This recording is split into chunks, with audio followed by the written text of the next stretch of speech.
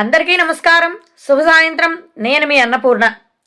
రేపటికి ఒక విశేషం ఉంది.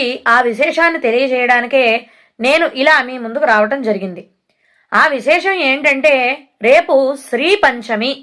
దీన్నే ఋషి పంచమి అని కూడా అంటారు. రేపు సరస్వతీదేవి పుట్టినరోజుగా చెప్పబడుతుంది. శ్రీ పంచమి మరియు శుక్రవారం కూడాను. శుక్రవారం అనేది అమ్మవారికి ఎంతో ఇష్టమైన ప్రీతిపాత్రమైన రోజు. అట్లాంటి శుక్రవారం నాడు శ్రీ పంచమి రావడం ఇంకా ఎంతో విశేషం. రేపు సరస్వతీదేవిని విశేషంగా పూజించడము, సరస్వతీదేవికి సంబంధించిన స్తోత్రాలు, శ్లోకాలు, అష్టోత్తరాలు ఏవైనా వినినా చదివినా కూడా చాలా విశేషమైన ఫలితం ఉంటుంది.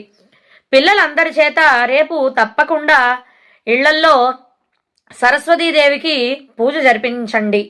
తప్పకుండా ఫలితం ఉంటుంది. అలాగే పిల్లల చేత చదివించాల్సిన ముఖ్యమైన 3 శ్లోకాల్ని నేను ఆల్రెడీ వీడియోగా పెట్టడం జరిగింది. వాటి లింక్ను డిస్క్రిప్షన్లో ఇస్తాను. ఆ శ్లోకాలన్నింటినీ కూడా ఒక్కొక్క శ్లోకాన్ని 3 సార్లు పిల్లల చేత చెప్పించి ఆ అమ్మవారి ఆశీస్సులు పిల్లలు పొందేట్టుగా చేయండి.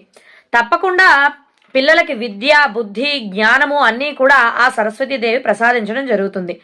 అలాగే రేపు అమ్మవారికి ఎంతో ఇష్టమైన దద్యోధనాన్ని నివేదనగా పెట్టడం కూడా చాలా మంచిది. కాబట్టి అందరూ కూడా ఈ వీడియోను సద్వినియోగం చేసుకుని సరస్వతీదేవిని విశేషంగా పూజించుకొని ఆ అమ్మవారి కృపకు పాత్రలు అవుతారని మనస్ఫూర్తిగా ఆశిస్తూ కోరుకుంటున్నాను. అలాగే నన్ను, నా ఛానల్ని లైక్ చేసి, షేర్ చేసి, సబ్స్క్రైబ్ చేసి సపోర్ట్ చేస్తారని కూడా కోరుకుంటున్నాను. ధన్యవాదాలు. నమస్కారం. నేను మీ అన్నపూర్ణ.